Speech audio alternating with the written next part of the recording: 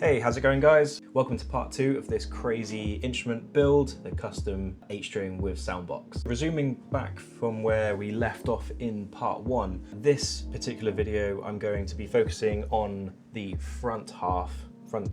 the top half of this instrument. And what I've had to do is, because of the complexity and not making too many operations in one go, what I've done is split the north half of the instrument, which is the sound box, into one operation block or a stage, and then I've split the south half into another.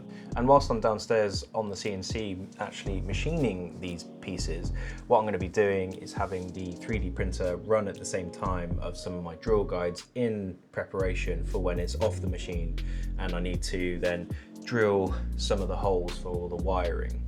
So what I'm going to do now is do a time lapse of that sort of process of the drill guide for where the pickup cables are going to go. Check it out.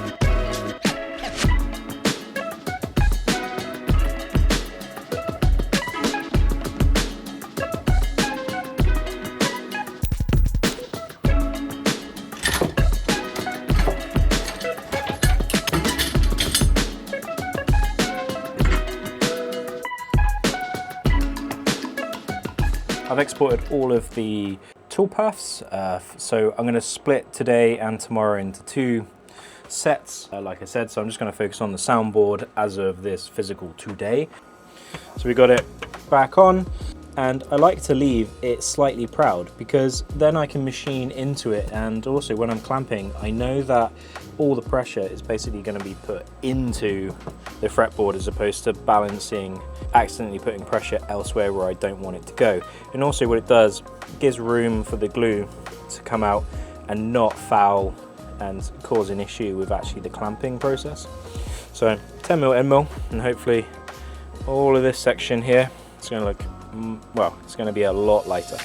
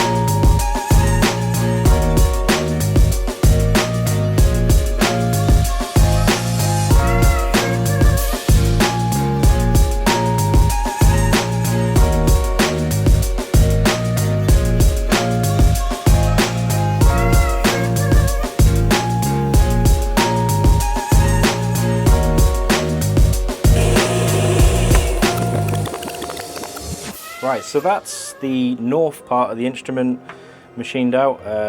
I dare lift it up actually from the spoil board just yet, but you can see the amount of material I've removed. This particular little nubbin is for the strap pin, and then I've got, you know, just some reinforcement bracing. A lot of material removed, and obviously didn't go through that, and it's feeling nice. I'm going to leave it there for today. Got to pop out now, and it's getting quite late in the day, so I don't want to start another job because I want to try and do all my operations in one go, just to kind of keep tolerances nice and stable. So I'm going to leave this on the machine in its pinned position where the dowels are and everything, so then as it moves and relaxes, it's braced against something, so very little minimal things. a little bit at a time, just to keep it happy. So yeah, now let's go to the next day.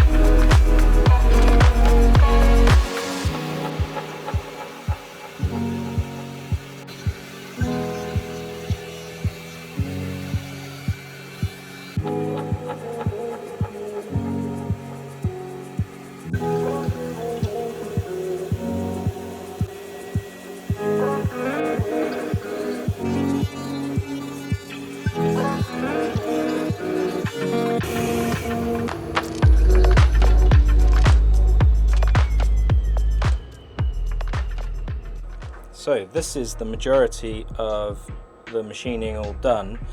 So now I've just got to head up to my parents' place, basically sort out a motorbike for my dad. So I'm just going to leave this hooked up. The next bit is to then prep the actual soundbox cover, which is a two-sided job because it's not just a piece of wood in that profile. There is actually some holes, indents and some ribbing on the back to try and make it like an actual acoustic sound cover. Whew, still lots to do.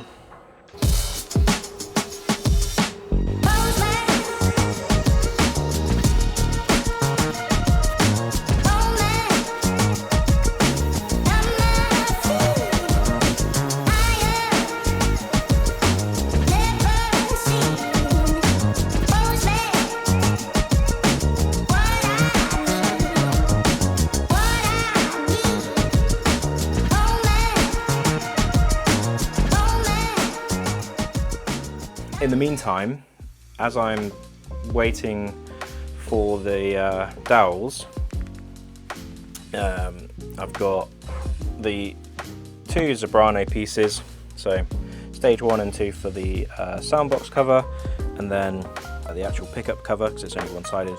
And I've actually, rather than asking a friend to laser cut me some stuff, I thought, well, I've got the time now, I will machine them out myself.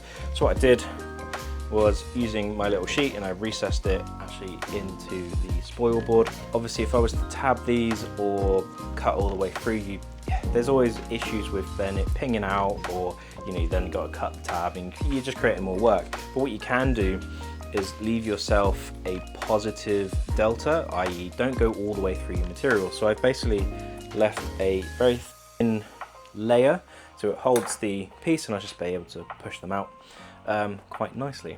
I've just glued these in. So the next stage, I'm gonna leave it for now because it's like 5:30. These are going to dry. I always fear as well, I've never made the mistake, but I always feel that's an opportunity for it to happen. But I always look back through the inlays and go, have I put them in the right place? Is it me? I don't know.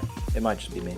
So this level here of the body area, you can see, if I bring the camera around, you can see here, this is that height. Then obviously down the gully, we've then got the step down for the string holders, but it's actually at a different height. So I've been able to trace that in. So you can see the height here and then the height there. It's a subtle little detail, but then it just means that this blends in, there's no weird steps. And the reason for the pills is because I can't put side dots in. So if I hold it like so, now from the player's point of view, you can see where you are. And that's actually worked out to be really good. The theory has worked out. Yeah, so I'm just setting up the printer. I've been printing these. So obviously you've seen the little video of me working out this. So this now uses the features available and locates. And same with, and hopefully if this one drops in, woohoo! So then it allows me to hit that pinwheel, got the earth, and then I need to print out the one for the jack, barrel jack, that's going to go in there. That's why here there's a flat spot, is because the barrel jack is going to go here. And then basically I think I'm going to trace along this inside edge the wiring up to the controls. So I'm going to have to do that manually on the pillar drill. Good thing I've bought a pillar drill for that. So that should be all fun. Might jig it, might freehand it, but at the moment is one of like the last things I need to do for the install, just prior to painting. So hopefully we'll be back tomorrow on the machine with some 3mm dowel pins so I can do my flip and locate it.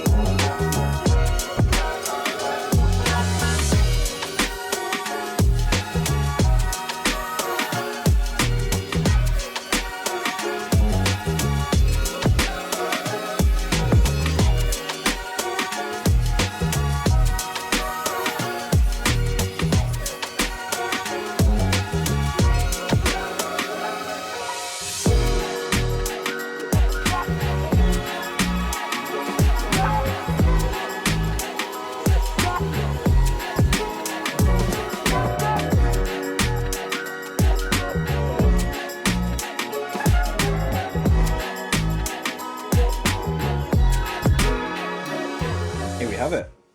It is looking really nice. I've sort of chosen the grain because of the curve. Sort of wanted this bit to be the straighter part of it and then have this sort of curve down so it's sort of like the center of that piece. This is a really special instrument. I'm very happy with it. It's extreme. Obviously there's still a lot to do, but that will be for the next episode, part 3, where I'll be basically sanding and probably spraying and then try and match it in with a final assembly in part 4. What I thought was going to be 3 parts actually turned out to be 4 parts, which is fine.